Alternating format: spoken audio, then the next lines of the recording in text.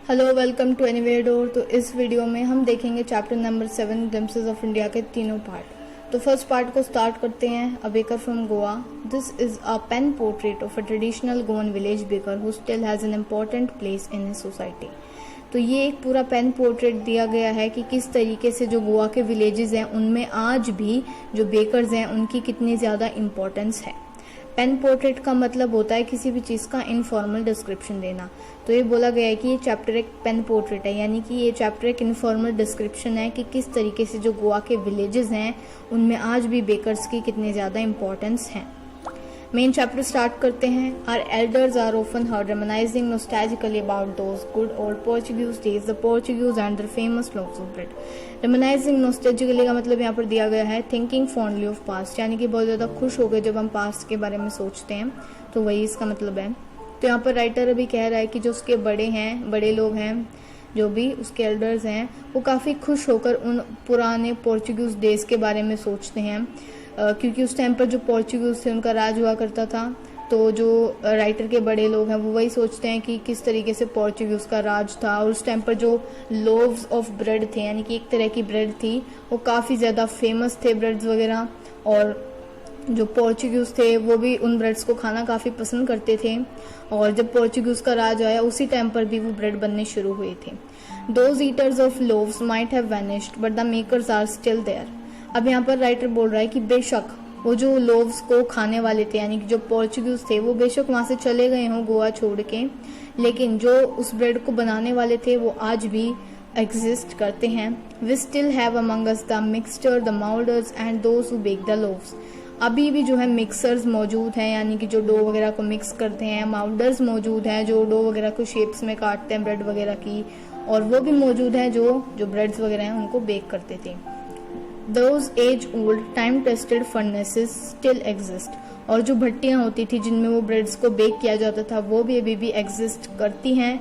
The fire in the furnaces has not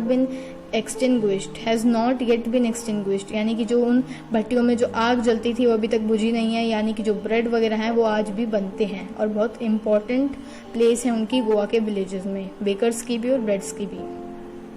The third and jingle of the traditional baker's bamboo heralding his arrival in the morning can still be heard in some places। और आज भी जो third and jingle sound है, यानी कि bamboo से जो है वो टोकरी को, बास्केट को मारते हैं और चिल्लाते हुए आते हैं। हेराल्डिंग यानी कि अनाउंसिंग, यहाँ पर लिखा है ना।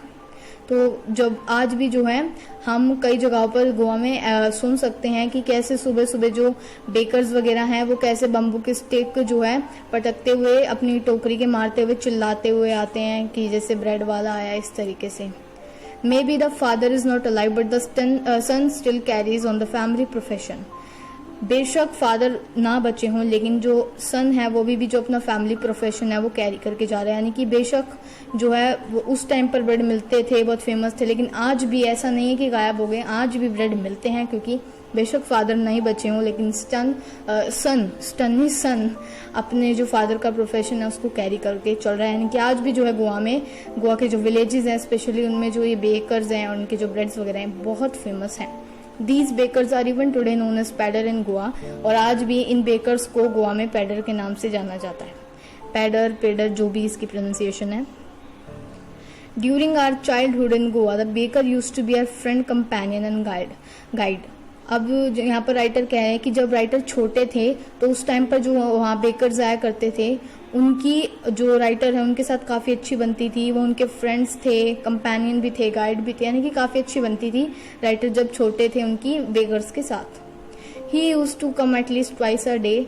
और जो बेकर्स थे वो दिन में कम से कम 2 बार आते थे। Once when he set out in the morning on his selling round and then again when he return after emptying his huge basket. यानी कि एक बार तो वो तब आते थे जब वो अपना बेचने निकलते थे सामान, और दूसरी बार जब आते थे जब उनका सारा सामान बिक जाता था, अपनी बड़ी सी टोकरी को खाली करके वो वापस आते थे। तो इस तरीके से वो 2 चक्कर लगाते थे दिन के। The jingling thud of his bamboo woke us up from sleep and we ran to meet and greet him।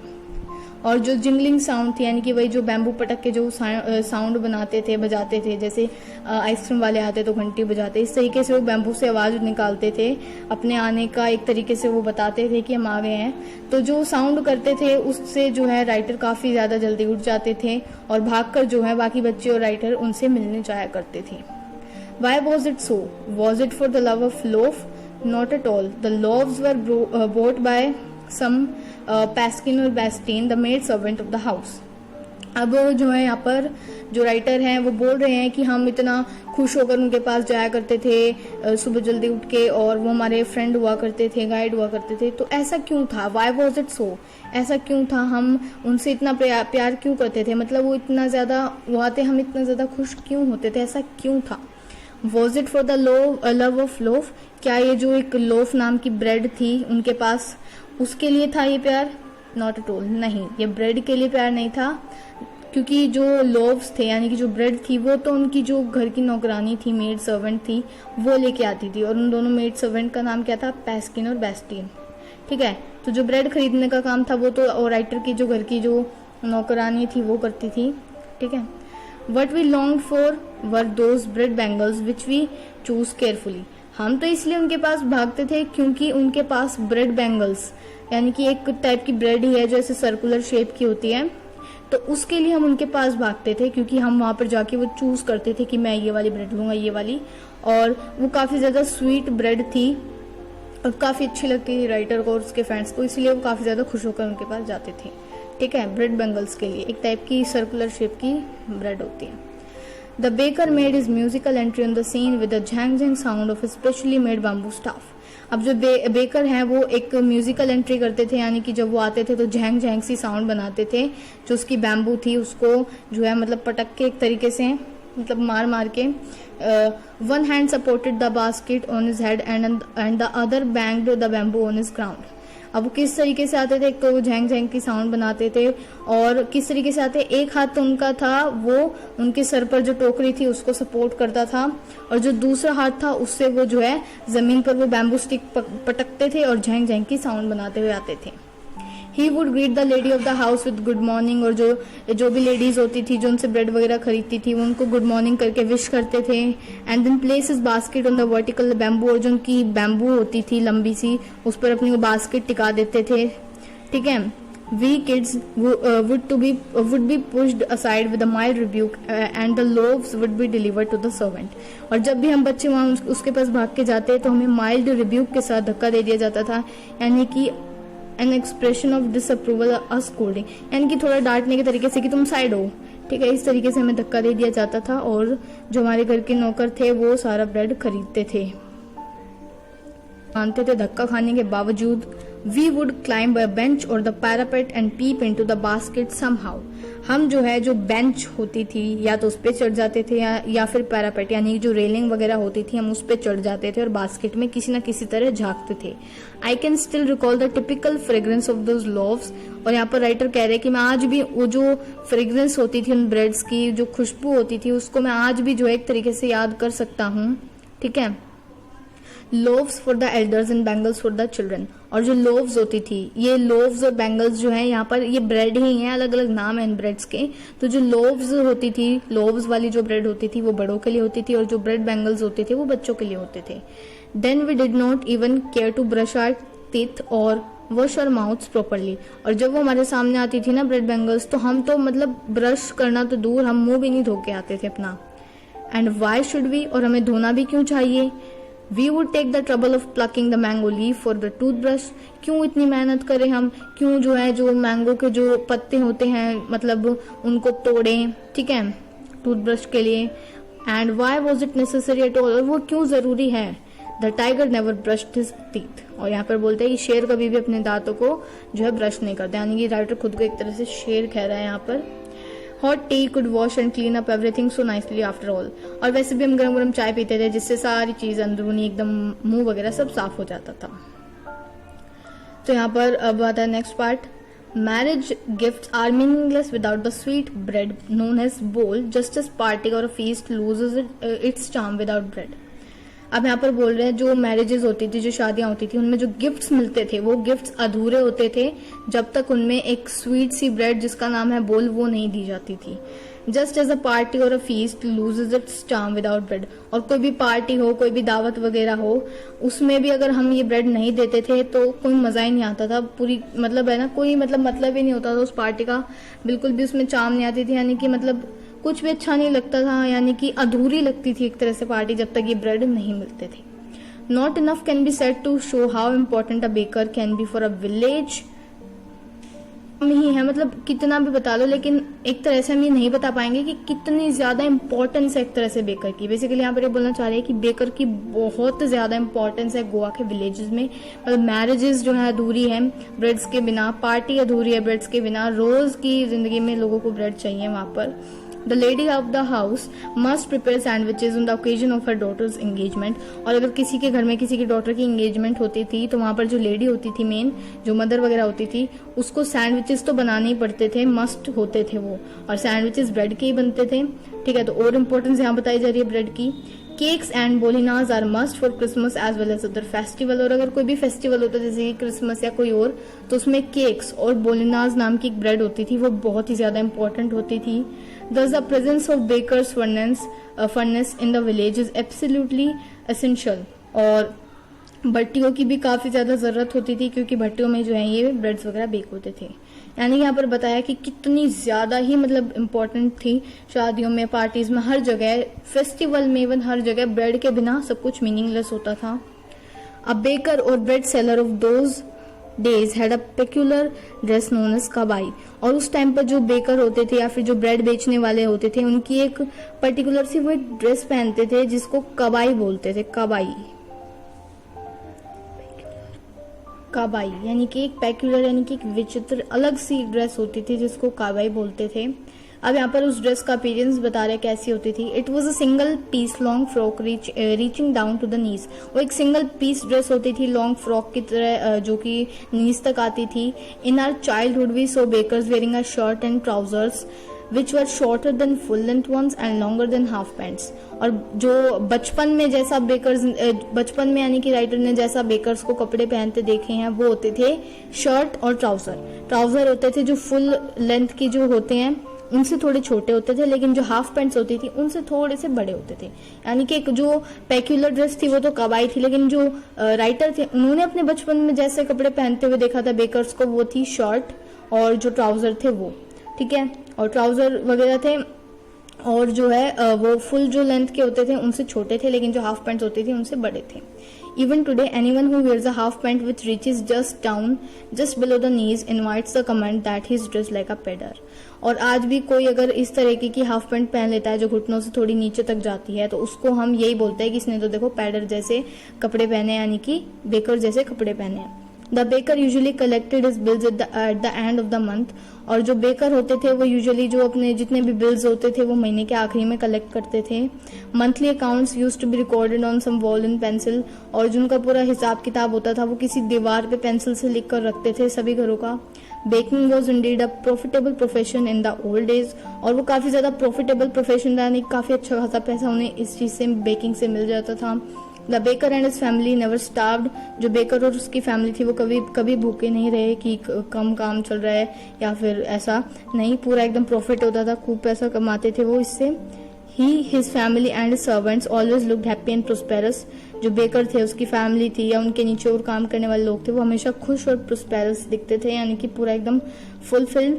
There plump physique was an open testimony to this. और उनकी जो प्लम्प फिजिक यानी कि प्लेजेंटली फैट बॉडी थी, यानी कि काफी ज्यादा अच्छे मोटे खासे होते थे बेकर्स। ओपन टेस्टमनी का मतलब public statement about a character of quality, यानी कि जो उनकी जो ये मोटा खासा जो प्लम्प फिजिक था वो एकदम खुला एक तरह से था जिससे देख के लग जाता था कि हाँ भाई खाते पीते करके बेकर हैं ये। शरीर था वो इस चीज का एक तरह से पूरा प्रमाण था कि हाँ ये अच्छे खासे मतलब पैसे कमा रहे हैं, इनको कोई मतलब ऐसी दिक्कत नहीं है, ठीक है, फाइनेंशियल, ठीक है। तो उनका अच्छा खासा मोटे थे वो जो बेकर्स होते थे उस टाइम पर. Even today any person with a jack fruit like physical appearance is easily compare to a baker. और इवन आज की तारीख में अगर वहाँ पर कोई भी ऐसा मतलब मोटे खासे jack fruit like physical appearance का मतलब है कोई मोटा ताज़ा अगर इंसान दिखेगा ना तो उसको बेकर से ही कंपेयर किया जाता है. मतलब उस टाइम पर बेकर काफ़ी ज़्यादा अच्छे प्रोस्पेरस होते थे, मोटे ताज़े. तो this was our chapter a baker from Goa, जिसमें हमें पूरा बताया कि कैसे जो ब्रेड्स थे, बेकर्स थे, उनकी कितनी ज़्यादा इम्पोर्टेंस प्लेस थी सोसाइटी में और है भी. ठीक है, गोवन विलेजेस में. तो ये था हमारा चैप्टर. अब आते हैं नेक्स्ट चैप्टर पे विच इज, तो हमारा नेक्स्ट पार्ट है कुर्ग. तो कुर्ग भी देख लेते हैं. Coorg is a coffee country famous for its rain forest and spices. Coorg को कॉफी कंट्री माना जाता है, यानी कि यहाँ पर बहुत ज़्यादा कॉफी प्लांटेशन होती है. ठीक है, और इसके जो रेन फॉरेस्ट और स्पाइसेस है वो भी बहुत ज़्यादा फेमस हैं. अब आते हैं मेन चैप्टर पे. Midway between Mysore and coastal town of Mangalore sits a piece of heaven that must have drifted from the kingdom of God. अब मैसूर और जो कोस्टल टाउन है मैंगलोर का, उसके बीच में एक स्वर्ग का टुकड़ा आता है जो पक्का जो है भगवान की किंगडम से टूटकर गिरा होगा, यानी कि कुर्ग. इतना सुंदर है. ठीक है, कोस्टल टाउन का मतलब होता है जो समुद्र के पास के इलाका होता है वो. तो यहाँ पर मैसूर और जो कोस्टल टाउन है मैंगलोर का, उसके बीच में जो है कुर्ग आता है, जो कि इतना सुंदर लगता है कि मतलब मानो भगवान की किंगडम से जो है एक स्वर्ग का टुकड़ा गिर गया हो. This land of rolling hills is inhabited by proud race of martial man, beautiful women and wild creatures. और ये जो कुर्ग है इसमें बहुत सारे पहाड़ है और यहाँ पर जो इनहेबिटेड लोग हैं उनमें आते हैं मार्शल मैन, बहुत सारी ब्यूटीफुल वुमेन आती हैं, वाइल्ड क्रिएचर्स यानी कि यहाँ पर मार्शल मैन रहते हैं जिनका युद्ध से संबंध हो वो लोग. बहुत सारी ब्यूटीफुल मतलब वुमेन है यहाँ की, जो वुमेन है बहुत ब्यूटीफुल होती है. वाइल्ड क्रिएचर्स मिल जाएंगे आपको यहाँ पर बहुत सारे. Kurg or Kodagu, the smallest district of Karnataka, is home to evergreen forest, rainforest, spices and coffee plantation. अब कुर्ग और कोडागू दोनों नाम है इसके, कुछ भी बोल सकते हो. ये छोटा डिस्ट्रिक्ट है कर्नाटका का. ठीक है, और इसको एक तरह से एवरग्रीन रेन फॉरेस्ट, स्पाइसेस और कॉफी प्लांटेशन का घर भी बोला जाता है, क्योंकि यहाँ पर ये सारी चीजें बहुत ज्यादा होती हैं. बहुत सारे एवरग्रीन रेन फॉरेस्ट होते हैं, बहुत अलग अलग टाइप के स्पाइसेस होते हैं, कॉफी प्लांटेशन तो बहुत ज्यादा होती है.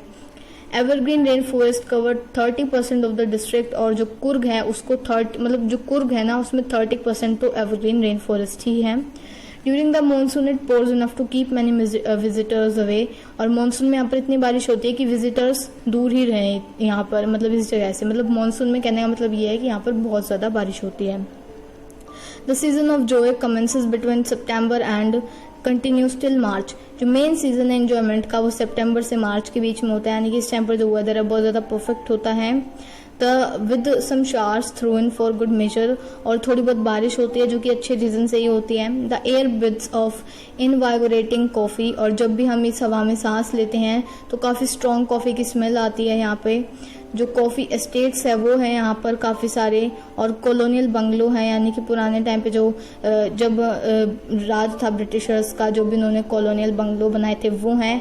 और वो भी जो है जो ट्री कैनोपीज हैं उनके अंडर हैं, काफी सुंदर सुंदर कोनों में. The fiercely independent people of Coorg are possibly of Greek और अरब डिसेंट. और जो काफ़ी ज़्यादा इंडिपेंडेंट और बहुत ज़्यादा हिम्मत वाले जो लोग हैं यहाँ पर कुर्ग के, वो जो है पॉसिबली या तो ग्रीक या अरब डिसेंट के हैं. ठीक है, या तो वो ग्रीक से बिलोंग करते हैं या फिर वो अरेबिक डिसेंट से बिलोंग करते हैं जो यहाँ के लोग हैं. ठीक है, इस चीज़ पे भी एक स्टोरी है जिसके कारण माना जाता है. As one story goes, a part of Alexander's army moved south along the coast and settled here when return became impractical. Alexander की आर्मी थी, उसका एक पार्ट जो है वो साउथ की तरफ गया था. ठीक है, और जो है वो वहीं पर सेटल हो गया क्योंकि उनके लिए वापस जाना इम्प्रैक्टिकल बन गया किसी रीजन से, तो वो वहीं पे सेटल हो गया. These people married among the locals and their culture is apparent in the martial tradition, marriage and religious sites which are distinct from the Hindu mainstream. ये अब जो है मतलब जो अलेक्जेंडर की आर्मी है बेसिकली वो साउथ की तरफ गई थी, और जब उनका वापस आना इम्प्रैक्टिकल हो गया तो वहीं सेटल हो गई. और उन्होंने जो वहीं के जो लोकल्स थे उन्हीं के साथ जो है मैरिज कर ली. और उनका जो कल्चर है वो इसी तरीके से मार्शल ट्रेडिशन से जुड़ गया. एक तरीके से जो मैरिजेज हैं रिलीजियस साइड है मतलब सेम हो गया. और ये जो जितना भी जो इनका मतलब कल्चर था ये हिंदू से काफ़ी ज़्यादा अलग था. हिंदू मेन स्ट्रीम यानी कि जो मेन ट्रेडिशन है हिंदू का उससे काफ़ी ज़्यादा अलग है. The theory of Arab origin draws support from the long black coat which with an embroidered waist belt worn by the Qudawus known as kufiya. अब जो थ्योरी है अरब ओरिजिन की, उसको मेन सपोर्ट जो है मिलता है एक ड्रेस से जो कि काफ़ी ज़्यादा लंबी है, एक ब्लैक कोट की तरह जिसमें एम्ब्रॉयडरी हो रही है थोड़ी सी, वेस्ट की जो बेल्ट है उस पर, और उनको कुडावूजी पहनते हैं यानी कि वहाँ पर रहने वाले लोग, कुर्ग में रहने वाले लोग, और इस ड्रेस को बोलते हैं keffiyeh. It resembles the keffiyeh Warne bye Arabs and Kurds, और ये एक तरह से रिजेंबल करती है कुफिया को, यानी कि एक तरह से इसका नाम है कुफिया, जो कि अरब्स और कुर्ड्स जो भी नाम है लोग पहनते थे. Coorgi homes have a tradition of hospitality and they are more than willing to recount numerous tales of valour related to their sons and father. अब जो कुर्गीज हैं उनकी जो हॉस्पिटैलिटी है वो काफ़ी ज़्यादा अच्छी है, यानी काफ़ी अच्छा जो है वो लोगों का एकदम स्वागत करते हैं, सब अच्छे से उनको रखते हैं, ठीक है. और उनको काफ़ी ज़्यादा पसंद है जो उनके जो पुराने फादर सन्स की जो पुरानी जो बहादुरी के किस्से हैं वो सुनाना कुर्गी लोगों को बहुत पसंद है. The कुर्गी regiment is one of the most decorated in the Indian army, और जो सैन्य दल है, रेजिमेंट यानी कि जो सैन्य दल है कुर्ग का, वो सबसे ज़्यादा सुंदर डेकोरेटेड है पूरी इंडियन आर्मी में.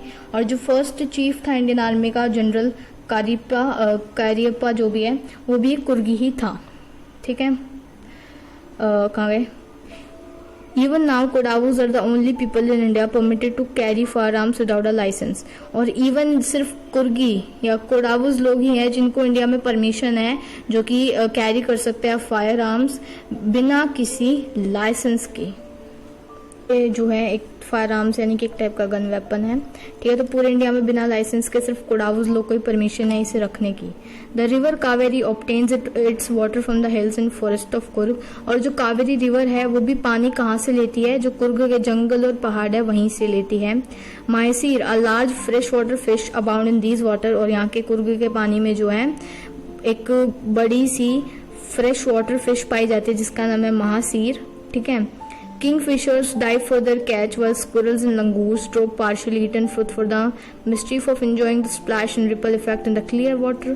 और जो किंगफिशर्स हैं वो पानी में जो है डाइव करते हैं, ठीक है, अपना जो है शिकार वगैरह खाने के लिए. और जो स्क्विरल्स है, लंगूर हैं, वो इधर उधर फेंकते फिरते हैं जो थोड़े कहीं कहीं से खाए हुए फ्रूट्स हैं, मस्ती करते हैं, मतलब इंजॉय करते हैं पानी में, एक दूसरे पे जो क्लियर वाटर है उसके से छपके मारते हैं, ऐसे छप छप करते हैं पानी में, मतलब इंजॉयमेंट करते हैं वहाँ की जो एनिमल्स वगैरह हैं, ठीक है.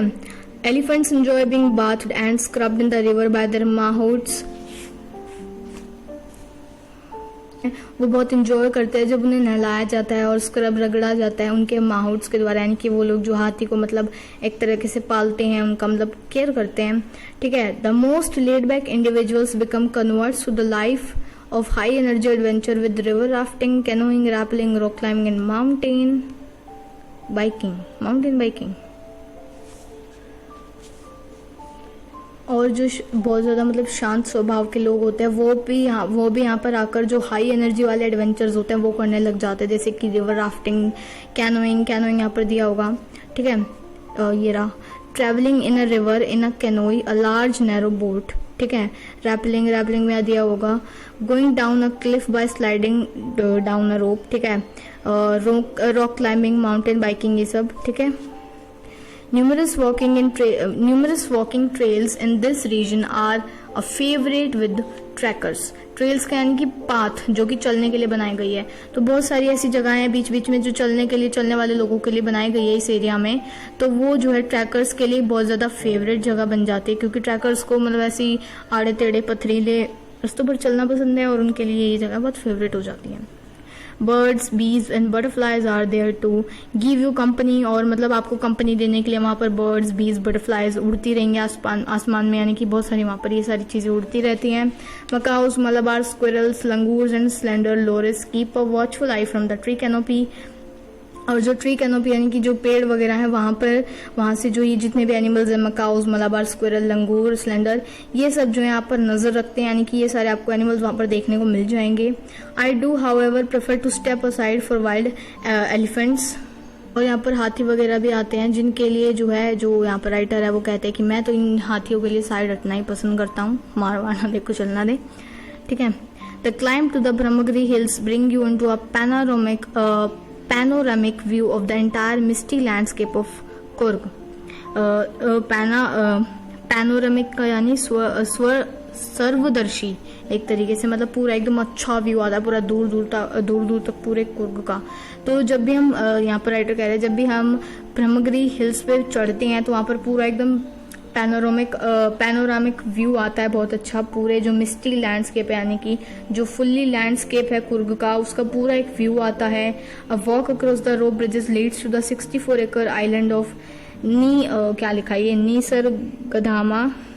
निसर्गधामा। और जब आप रोप ब्रिजेस पर चलते हो तो आपको 64 एकड़ का एक आइलैंड दिखता है जिसका नाम है निसर्गधामा, ठीक है। Running into Buddhist monks from India's largest Tibetan settlement at nearby Bailakuppe is a bonus.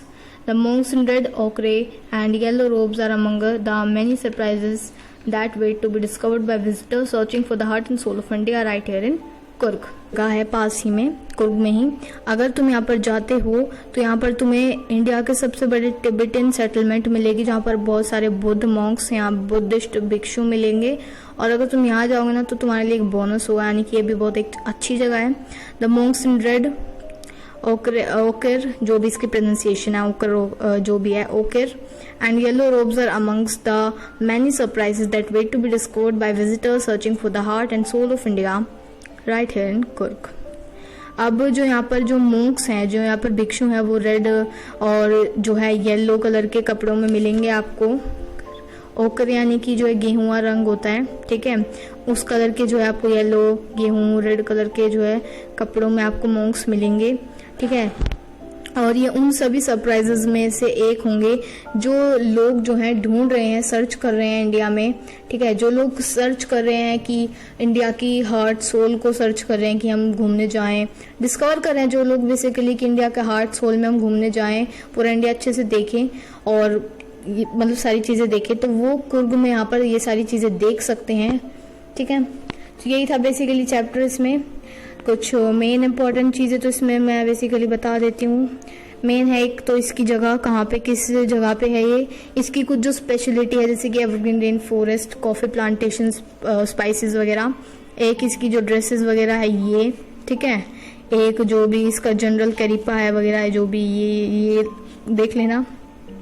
कुछ एनिमल्स और कुछ जो एडवेंचरस जो यहाँ पर जितने भी एडवेंचरस चीज़ें हैं इनके नाम कुछ याद कर लेना। कुछ इम्पॉर्टेंट जो एनिमल्स हैं जो यहाँ पर पाए जाते हैं इनके नाम याद कर लेना। बस बेसिकली तो इसमें यही मेन है, ठीक है। और यहाँ पर यही जो यहाँ पर ये इंसेक्ट वगैरह दिए गए इनके कुछ नाम याद कर लेना। बाकी तो इसमें कुछ ज़्यादा कुछ मेन नहीं है, बाकी चैप्टर काफ़ी अच्छा है, ठीक है, और समझने वाला चैप्टर है। और अगर ये चैप्टर हमने समझ भी लिया ना तो इसमें बेसिकली कुछ नहीं है, सिर्फ कुछ नाम याद करने हैं, उसके अलावा हम खुद भी लिख सकते हैं। सो this was the chapter Coorg. Now last chapter पे आता है टी फ्रॉम असम। सो थोड़ा वेट कर लेते हैं, wait. Pranjul, a youngster from Assam, is Rajvi's classmate at school in Delhi. Pranjul's father is the manager of tea garden in Upper Assam, and Pranjul has invited Rajvi to visit his home during the summer vacation. अब यहाँ पर जो है दो character बता दिए, एक प्रांजल है एक राजवीर है। अब जो प्रांजल है वो एक यंगस्टर है जो कि आसाम से है, और जो राजवीर है वो क्लासमेट है प्रांजल का, जब वो दिल्ली में थे तब वो क्लासमेट रहा है प्रांजल और राजवीर एक दूसरे के, ठीक है। तो जो प्रांजल के फादर हैं वो असम में जो है टी गार्डन के जो अपर असम का जो एरिया है वहाँ पर जो टी गार्डन है उसके मैनेजर है प्रांजल के फादर। तो प्रांजल जो है अपने क्लासमेट राजवीर को इनवाइट करता है समर वेकेशन में कि तुम यहाँ पर आओ राजवीर, और पूरा जो भी यहाँ का व्यू है सारा कुछ देखो। तो अब चैप्टर स्टार्ट होता है। चाय गरम चाय, a vendor called out in a high pitched voice, ठीक है। अब यहाँ पर चाय गरम बहुत ज़्यादा तेज़ जो है बहुत हाई पिच वॉइस में एक वेंडर जो है वो चिल्ला रहा है चाय गरम ले लो। He came up to their window and asked, chai sahib. अब जो है रांझिल और प्रांजल ट्रेन में बैठे हैं, बेसिकली मैं बता देती हूँ, और जो ट्रेन की विंडो है उसके पास आकर जो वेंडर है वो उन दोनों से पूछता है चाय साहब, यानी कि चाय चाहिए। गिव अस 2 cups, प्रांजल सेड, और प्रांजल कहता है कि हाँ हमें 2 कप चाय दे दो। They sipped the steaming hot liquid, और जो वो हॉट लिक्विड था यानी कि जो चाय थी जिसमें से धुआं निकल रहा था, वो दोनों उसे सिप सिप करके पीने लग जाते हैं। Almost everyone in their compartment was drinking tea too, और उनका जो कंपार्टमेंट था ट्रेन का उसमें ऑलमोस्ट हर एक इंसान चाय पी रहा था। Do you know that over 80 crore cups of T R drunk every day through out the world. और क्या आपको पता है, मतलब राजवीर कहता है प्रांजल से कि क्या तुम्हें पता है कि करीब 80 करोड़ के कप्स जो हैं, चाय के जो कप्स हैं वो रोज पूरे वर्ल्ड में पिए जाते हैं। 80 crore cups of T R drunk every day through the world, यानी कि पूरे वर्ल्ड में 80 करोड़ मतलब कप्स चाय के पिए जाते हैं रोज, वो भी। ऐसा राजवीर, एक फैक्ट है जो राजवीर प्रांजल को बताता है। View exclaimed Pranjal, T is really is very popular. अब जो है हु मतलब कैसी आवाज निकाल के जो है प्रांजल बोलता है व्यू, जो भी है मतलब एक तरह से एक्साइटमेंट के साथ इस तरीके से बोल सकता था, व्यू लिख रखा है, ठीक है। जैसे भी प्रांजल ने अपना एक्सप्रेशन निकाला होगा उस तरीके से वो बोलता है, और बोलता है हाँ चाय बहुत ही ज्यादा पॉपुलर है। The train put out of the station, अब ट्रेन जो है स्टेशन से चल पड़ती है आगे। प्रांजल buried his nose in his detective book again, अब जो प्रांजल है वो जो अपनी डिटेक्टिव बुक पढ़ रहा था उसमें दोबारा अपनी नाक घुसेड़ लेता है, यानी कि दोबारा उस बुक को पढ़ने लग जाता है। Rajveer too was an ardent fan of detective stories, but at the moment he was keener on looking at the beautiful scenery। और जो राजवीर है वो भी एक आर्डेंट फैन है, आर्डेंट यानी काफी ज्यादा उत्साही फैन है डिटेक्टिव स्टोरीज का। लेकिन उस टाइम पे जो राजवीर है वो बुक ना पढ़कर, डिटेक्टिव स्टोरीज ना पढ़कर प्रांजल के साथ वो जो है अकेला आराम से जो जितनी भी ब्यूटीफुल सीनरीज हैं उनको देखता है, ठीक है। क्योंकि राजवीर ऑफ कोर्स दिल्ली में रहता है, उसको ये शाम वाली ब्यूटीफुल जगह नहीं देखने को मिलती होगी, इसलिए। इट वॉज ग्रीन एवरीवेयर, हर तरफ सिर्फ हरियाली ही हरियाली थी। Rajveer had never seen so much greenery before, इससे पहले राजवीर ने कभी भी इतनी ज्यादा ग्रीनरी नहीं देखी थी। Then the soft green paddy fields gave way to tea bushes, it was a magnificent view, यानी कि यहाँ पर बता रहे हैं कि किस तरीके से जो पैडी फील्ड्स थे वो किस तरीके से जो है टी बुशेस को, जो चाय वगैरह के बागान थे उनको रास्ता दे देते हैं। यानी कि बेसिकली यहाँ पर थोड़ा बताया जा रहा है किस तरीके का व्यू था। पैडी फील्ड्स भी आ रहे थे बीच में, ठीक है, टी बुशेस तो आएंगे आसाम में। वो बहुत ही ज्यादा बेहतरीन व्यू था, बहुत अच्छा व्यू था। Against the backdrop of densely wooded hills a sea of tea bushes stretched as far as the eye could see, dwarfing the tiny tea plants were tall sturdy shade trees, and amidst the orderly rows of bushes busily moved doll-like figures। अब यहाँ पर जो है बताया जा रहा है कि जो against the backdrop of densely wooded hills a sea of tea bushes stretched as far as I could see, यानी कि जो बैकग्राउंड है यानी कि पीछे की तरफ जो है खिड़की के बाहर बहुत ही बड़े बड़े पहाड़ दिखाई दे रहे हैं, घने जंगलों वाले पहाड़, और उन पहाड़ के ही जस्ट आगे जो है बहुत सारे अनगिनत, मतलब जहां तक दूर तक हमारी आंखें जाएं वहां तक खूब सारे टी बुशेस यानी कि चाय के बागान दिखाई दे रहे हैं। Dwarfing the tiny tea plants were tall sturdy shaded trees, और वहां पर जो है जो बड़े बड़े जो लंबे लंबे पेड़ हैं वो जो टाइनी टी प्लांट्स उनको काफी ज्यादा ड्वार्फ बना रहे थे, यानी कि वो जो बागान था वहां पर काफी लंबे लंबे पेड़ भी थे जिनके आगे जो है जो छोटे छोटे चाय के बागान थे वो काफी ज्यादा ड्वार्फ यानी कि बोने लग रहे थे। And amidst the ordinary rose of bushes बिजली मूव्ड डॉल लाइक फिगर्स, और जो बीच का एरिया था अमिस्ट का मतलब होता है यहाँ पर ही बोला गया इस लाइन में amidst the ordinary rose of bushes बिजली मूव्ड डॉल लाइक फिगर्स, यानी कि जो चाय के बागान, जैसे कि ये चाय है, चाय की मतलब खेती है, बीच में थोड़ा सा गैप है, फिर चाय की खेती है, बीच में और थोड़ा सा गैप है, फिर चाय की खेती है। तो ये जो पूरी खेती हो रही थी इनके बीच में, अमिस्ट का मतलब होता है इनके बीच में डॉल लाइक फिगर्स काम कर रहे थे, और वो डॉल लाइक फिगर्स कौन थे? टी प्लकर्स, जो कि चाय के जो पत्ते वगैरह जो भी है वो तोड़ रहे थे। In the distance was Nagli building with smoke billowing out of tall chimneys, और थोड़ी सी दूरी पर एक बहुत ज्यादा गंदी सी बिल्डिंग दिखाई दे रही थी जिसके अंदर से धुआं निकल रहा था, बिलोइंग यानी कि लहराता हुआ धुआं निकल रहा था। Hey a tea garden Rajveer cried excitedly, और जैसे ही राजवीर को टी गार्डन दिखाई देता है वो काफी ज्यादा जोर से चिल्लाता है, hey a tea garden, Pranjal, who had been born and brought up on the plantation, didn't share Rajvir's excitement. पर जो प्रांजल था वो तो यहीं पैदा हुआ था, यहीं बड़ा मतलब पला बड़ा था इन प्लांटेशन में, चाय के बागानों में ही, तो उसने जो राजवीर की एक्साइटमेंट है उसमें साथ नहीं दिया, वो इतना ज़्यादा खुश नहीं हुआ, क्योंकि ऑफकोर्स वो यहीं पैदा हुआ है तो उसने सारी चीज़ें देखी हैं, उसके लिए कोई नई चीज़ नहीं है। बट राजवीर दिल्ली में रहता है, उसने ये चीज़ पहली बार देखी, इसलिए वो काफ़ी ज़्यादा एक्साइटेड हुआ। Oh this is a tea country now, he said. फिर वो कहता है कि ये तो एक टी कंट्री है। Assam is the largest concentration of plantation in the world. Assam में जो है, और ये सारी बातें कौन कह रहे हैं यहाँ, oh this is a tea country now, ये सारी चीज़ें कौन कह रहा है, प्रांजल। प्रांजल कह रहे हैं कि एक टी कंट्री है, अब तुम एक टी कंट्री में हो, ठीक है। यहाँ पर सबसे ज़्यादा लार्जेस्ट कंसंट्रेशन है प्लांटेशन का, यानी कि यहाँ पर सबसे ज़्यादा चाय उगाई जाती है। You will see enough garden to last your life time, और तुम यहाँ पर इतने सारे चाय के बागान देख लोगे कि तुम अपनी पूरी ज़िंदगी में भूल नहीं पाओगे। I have been reading as much as I could about tea, Rajveer said। Rajveer कहता है कि मैं जितना हो सकता था मैं चाय के बारे में जान के आया हूँ, जो मतलब चाय के बागान वगैरह होते हैं आसाम के बारे में मैं पढ़कर आया हूँ। No one really knows who discovered tea, but there are many legends। फिर आगे राजवीर कहता है कि किसी को नहीं पता रियलिटी में कि किसने चाय की डिस्कवरी की, लेकिन इसके पीछे बहुत सारी लीजेंड्स हैं, यानी कि बहुत सारी कहानियाँ हैं। तो प्रांजल कहता है व्हाट लीजेंड्स, क्या कहानियाँ। तो आगे राजवीर बताता है well there is the one about Chinese emperor, एक चाइनीज एम्परर के बारे में है एक कहानी। अब क्या कहानी है वो देखते हैं। Who always boil water before drinking, एक चाइनीज एम्परर था जो हमेशा पानी को पीने से पहले उसे बॉईल कर लेता था। One day a few leaves of twigs burning under the pot fell into the water giving it a delicious flavour.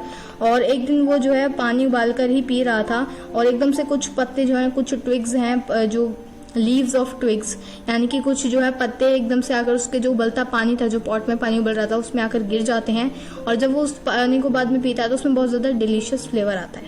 It is said that they were tea leaves, और ऐसा माना जाता है कि वो पत्ते चाय के पत्ते थे, they were tea leaves. Tell me another, scoffed Pranjal. अब मजाक उड़ाते हुए प्रांजल कहता है हाँ दूसरी बताओ एक। तो आगे राजवीर कहता है we have an Indian legend too, हमारा एक इंडियन लीजेंड भी है, यानी कि एक इंडियन कहानी भी है। बौद्धि धर्मा, एन एंशिएंट बुद्धिस्ट एसेटिक, यानी कि तपस्वी, एसेटिक यानी कि तपस्वी। तो यहाँ पर जो है राजवीर कहता है कि एक इंडियन की भी है कहानी, एक बौद्ध धर्मा की, जिसमें एक बुद्धिस्ट होता था, एक तपस्वी होता था, बुद्धिस्ट तपस्वी, जिसने cut off his eyelids because he felt sleepy during meditation, जो अपनी आईलिड्स को, यानी कि जो पलकें होती हैं, ठीक है, इनको जो है कट कर लेता है क्योंकि उसे मेडिटेशन के दौरान नींद आती है, इसलिए, ठीक है। 10 T plants Guru out of the eyelids, और जैसे ही वो आईलिड्स काट कर जमीन पर फेंक देता है उनमें से 10 टी प्लांट्स उगाते हैं। The leaves of these plants when put in hot water and drunk banished sleep, और जो है जैसे ही ये जो 10 टी प्लांट्स उगे थे, इनके पत्तों को पानी में डालकर पिया जाता है, उबालकर पिया जाता है गर्म पानी में, तो इनसे जो स्लीप है वो बैनिश्ड हो जाती है, यानी कि भाग जाती है, ठीक है।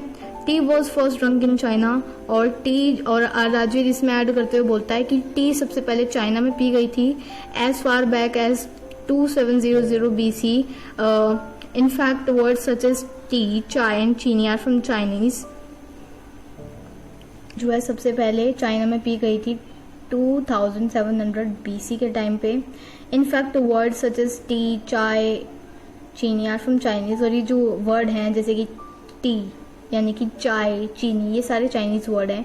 T came to Europe only in 16th century, और टी जो है वो यूरोप में 16th सेंचुरी में आई थी, and was drunk more as medicine than as beverage, और इसको बेवरेज, एज अ बेवरेज जो है उससे ज्यादा इसको एज अ मेडिसिन के रूप में पिया जाता था।